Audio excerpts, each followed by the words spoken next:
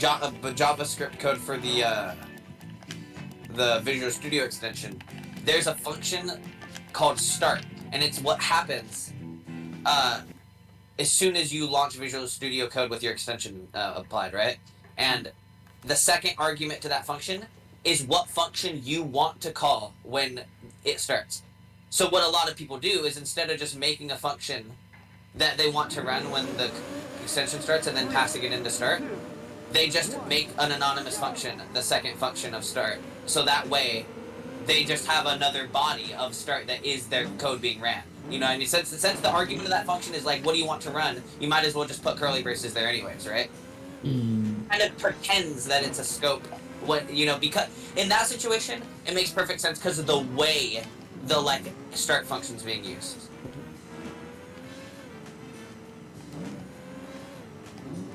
So yeah, I guess the use cases are there. It just, I like my explicitity.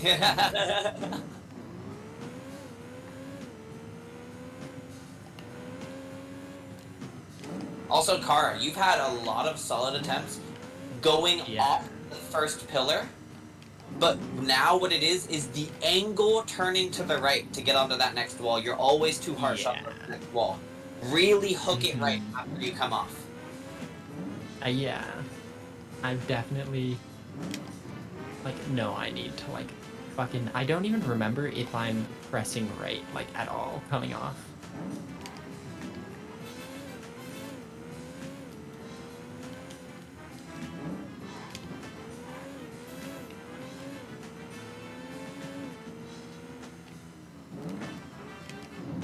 There's actually another situation as well, by the way, Composer, where they're quite useful. What's up?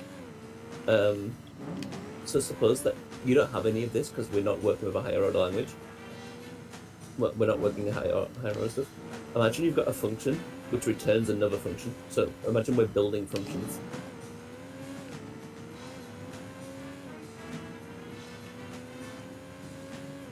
Sure, but what would the argument being anonymous have to do with that? It wouldn't be the argument this time, it would be the return expression. Oh, I didn't even know you could do that. I don't know, I'm sure you could too, but when I was reading up about anonymous functions, it was only showing them in relation to a argument. Mm-hmm. Yeah, but what you could actually do, let me put an example.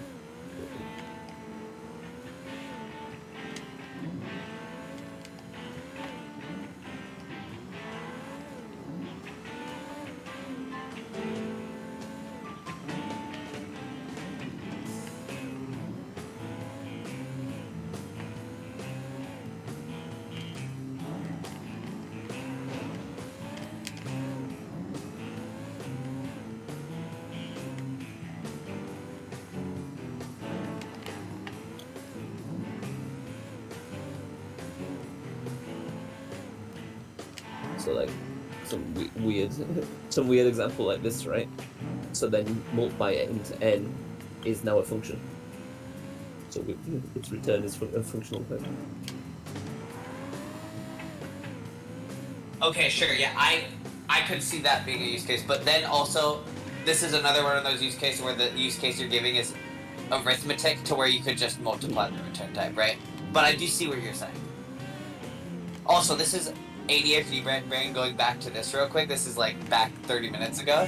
But when you're doing in a graphic calculator something like sine of x, basically is what that's saying is that you have an infinite amount of points on x going along 0. Repeat that, sorry. When you have a function like sine of x on a graphic calculator, yep. Is that basically saying that you have a bunch of x points at 0?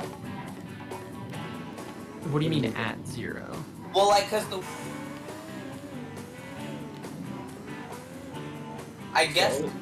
All it's doing is plotting a y for every single possible x. Right, so, yeah, so what I mean by 0, that's a wrong way to say it. What I mean by 0 is there's just a flat line starting at 0 on x, going infinitely forward across, right? For the x values. Yeah, and not for the y, for the x, right? And so the y the y gets a relatively plotted coordinate to each x, basically, right? Yeah. Okay. And so if we did sine of y, we'd see a sine wave that was growing to the right, basically, right? And then coming back in, right? It would be reflected. I.e., Sine of y would be growing out to the right, and then coming back in to the left, like it would be growing out to the x. So you mean if the equation x equals sine of y? No, I mean, well, just sine of y. I can't do the blank equal. I don't know what blank equals. If you write sine of y, then you've got y equals sine y. So by default, y equals. I think this Yeah. program is doing By that. default, it's y equals. Okay, I didn't know that. Yeah, because and that's where like you have your input x and your output y. I never really thought. So that's just the default way to think about graphing things. Is your input is Yeah, x. because you're putting it on an xy coordinate plane. And these functions of this form are called explicit equations. Like when x is the input and y is the output. So like equations of the form y equals f of x, for example. F of x being the term for just a generic function. F of x. Oh, so f would be sine in like a generic example, basically. Yeah. I like how like Karin knows when I'm confused. I'm so. Yeah.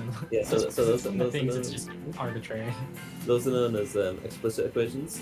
Whereas then, if you look at the one that I wrote for the hexagon, that's known as an implicit equation, because the x's and y's are all mixed together, right? There's not like a nice separation of y equals. Right.